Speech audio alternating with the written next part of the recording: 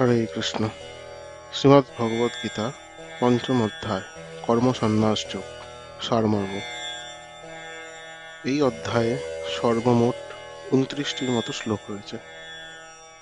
এইখানে ভগবান কর্মত্যাগ রূপী যে সন্ন্যাস, কর্ম সন্ন্যাস যাকে বলা হয়, সেই নিয়ে আলোকপাত করবেন। প্রথম শ্লোকে শ্রী অর্জুন জিজ্ঞাসা করছেন, কর্মত্যাগ অথবা সন্ন্যাস, কর্ম সন্ন্যাস এবং কর্মযোগের অনুষ্ঠান, এই দুটির মধ্যে কোনটি অধিক কল্যাণকর?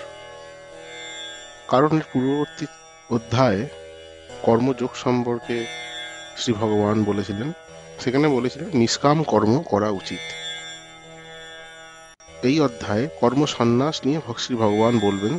তো শ্রী অর্জুনের স্বভাবতই মনে প্রশ্ন রয়েছে যে কর্মত্যাগ বা কর্ম সন্ন্যাস এবং কর্মযোগের মধ্যে কোনটি শ্রেয়। তো 2 নম্বর শ্লোকে শ্রী ভগবান বলছেন কর্ম সন্ন্যাস থেকে কর্মযোগ শ্রেয়। 3 নম্বর শ্লোকে তিনি বলছেন, যিনি তার কর্মফলের প্রতি দেশ বা আকাঙ্ক্ষা করেন না, তাকেই নিত্য সন্ন্যাসী বলে জানবে। তিনি দ্বন্দ্বরহিত এবং কর্মবন্ধন থেকে মুক্তি লাভ করেন। 4 নম্বর শ্লোকে বলছেন, সাংখ্যযোগ ও কর্মযোগ উভয়ের মধ্যে যে কোনো একটিকে ভালোভাবে আচরণ করলে উভয়েরই ফল লাভ হয়। তার মানে এইটা, দুটোতেই কিন্তু আলাদা আলাদা পথ।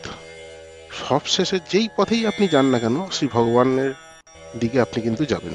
তো যে কোনো একটি পথেই আপনি যদি ঠিকমতো ভাবে চলতে পারেন, তাহলে ভগবৎ প্রাপ্তি।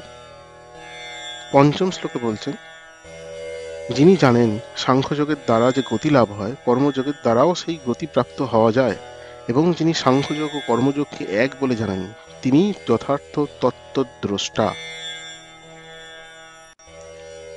6 থেকে 9 নম্বর শ্লোকে বলছেন, কর্মত্যাগরূপ সন্ন্যাসের পরিবর্তে যোগযুক্ত জ্ঞানী কর্ম করেও তাতে লিপ্ত হন না এবং অচিরেই ব্রহ্মকে লাভ করেন। তিনি সবসময় জানেন যে জড় ইন্দ্রিয়গুলি কেবল ইন্দ্রিয়ের বিষয়ে প্রবৃত্ত হয়েছে, কিন্তু তিনি নিজে কিছু করছেন না। নিষ্কাম কর্মের ফলে কোনো পাপ তাকে কখনো স্পর্শ করতে পারে না এবং তিনি নৈষ্ঠিকই শান্তি লাভ করেন। 14 নম্বর শ্লোকে বলছেন, কর্মফল ত্যাগ করে জীব নবদার বিশিষ্ট দেহরূপ গৃহে বাস করে। এর ফলে সে কাউকে দিয়ে কিছু করায়ও না এবং সে কর্মের ফলও সৃষ্টি করে না। এ সবই হয় জড় প্রকৃতির গুণের প্রভাবে। 3টে গুণ থাকে, সাত্ত্বিক, রাজসিক, তামসিক। সেই গুণের দ্বারাই জীবাত্মা শরীরের সঙ্গে বন্ধনে আবদ্ধিত হয়। তো আমরা যে কর্ম করি, সেই সবকটি কর্মই এই 3টি গুণের জন্যই হয়ে থাকে, আমাদের জীবাত্মা কিন্তু করে না। 15 এবং 16 নম্বর শ্লোকে শ্রী ভগবান বলছেন, পরমেশ্বর ভগবান জীবের পাপ অথবা পুণ্য কিছুই গ্রহণ করেন না। অজ্ঞানের দ্বারা জীবসমূহ মোহাচ্ছন্ন হয়ে পড়ে। জ্ঞান অপ্রাকৃত পরম তত্ত্বকে প্রকাশ করে। 17 নম্বর শ্লোকে বলছেন, যার বুদ্ধি, মন, নিষ্ঠা ভগবানের চিন্তায় একাগ্র হয়েছে এবং যিনি ভগবানকে তার একমাত্র আশ্রয় বলে গ্রহণ করেছেন, তিনি জন্ম মৃত্যুর বন্ধন থেকে মুক্ত হয়েছেন। 18 থেকে 21 নম্বর শ্লোকে, জ্ঞানবান পণ্ডিতেরা বিদ্যা বিনয় সম্পন্ন ব্রাহ্মণ, গাভী, হস্তি, কুকুর ও চণ্ডালের প্রতি সমদর্শী হন। তারা স্থির বুদ্ধি, মোহশূন্য ও ভগবৎ তত্ত্ববেত্ত। তারা ইহলোকেই জন্ম ও মৃত্যুর সংসার জয় করেছেন। তারা ব্রহ্মের মতো নির্দোষ। তারা তাই ব্রহ্মেতেই অবস্থিত হয়ে আছেন। তারা কোনো রকম জড় ইন্দ্রিয় সুখ ভোগের প্রতি আকৃষ্ট হন না। 22 নম্বর শ্লোকে বলছেন, বিবেকবান পুরুষ দুঃখের কারণ যে ইন্দ্রিয়জাত বিষয় ভোগ, তাতে আসক্ত হন না।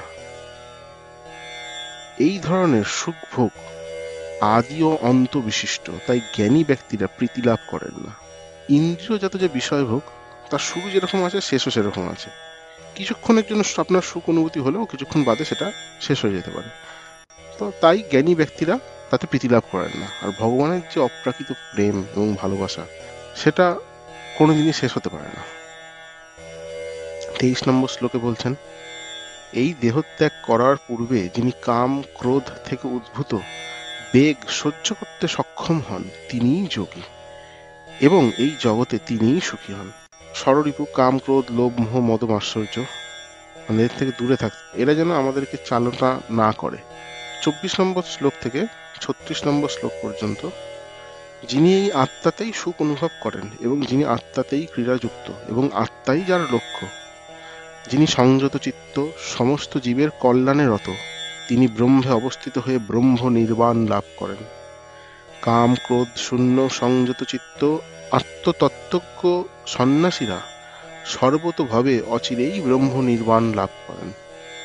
27 এবং 28 নম্বর শ্লোকে, মন থেকে বাহ্য ইন্দ্রিয়ের বিষয় প্রত্যাহার করে ভ্রুযুগলের মধ্যে দৃষ্টি স্থির করে নাসিকার মধ্যে বিচরণশীল প্রাণ ও অপান বায়ুর ঊর্ধ্ব ও অধোগতি রোধ করে ইন্দ্রিয় মন ও বুদ্ধি সংযম করে এবং ইচ্ছা ভয় ও ক্রোধ শূন্য হয়ে যে মুনি সর্বদা বিরাজ করেন, তিনি নিশ্চিতভাবে মুক্ত।